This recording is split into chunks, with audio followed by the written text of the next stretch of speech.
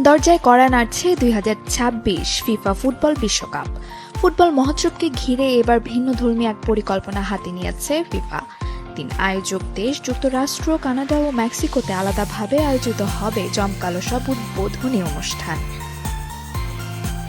আর এবারের আসরেও সুরের মূর্ছনা ছড়াতে ফিরছেন পপ কুইন শাকিরা। বিশেষ চমক হিসেবে থাকছেন বাংলাদেশি বংশোদ্ভূত ডিজে সঞ্জয়। ফুটবল উন্মাদনায় ভাসতে প্রস্তুত বিশ্ব। ইতিহাসের প্রথমবারের মতো 3 দেশে বসছে বিশ্বকাপের আসর।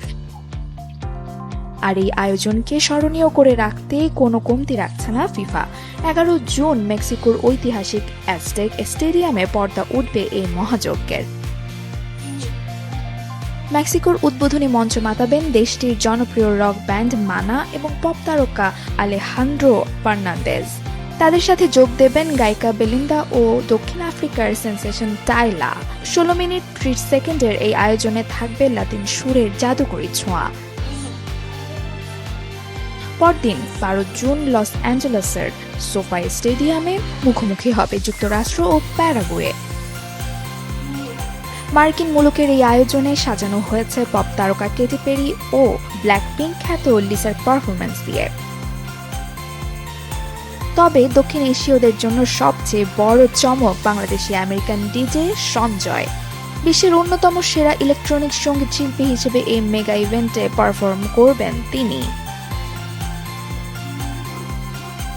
নিজের অনুভূতি প্রকাশ করে সঞ্জয় জানান, স্টুডিও থেকে বিশ্বকাপের এই বিশাল মঞ্চে পৌঁছানোটা তার কাছে অবিশ্বাস্য। এটি কেবল তার ব্যক্তিগত সাফল্য নয়, বরং দুই সংস্কৃতির মাঝে বেড়ে ওঠা সকল তরুণের জয়। একই দিনে কানাডার টরন্টোতে বসনিয়া ও হার্জেগোভিনার বিপক্ষে মাঠে নামবে স্বাগতিকরা। সেখানে সুরের জাদু ছড়াবেন মাইকেল বুবলে, অ্যালানিস ম্যারিসেট ও অ্যালিসিয়া কারা। এছাড়া জে বালভিন, আনিতা ও অ্যালিয়ান্নার মতো আন্তর্জাতিক তারকারাও মাতাবেন বিভিন্ন ভেন্যু। তবে ফুটবল আর গান বললেই যার নাম সবার আগে আসে তিনি শাকিরা।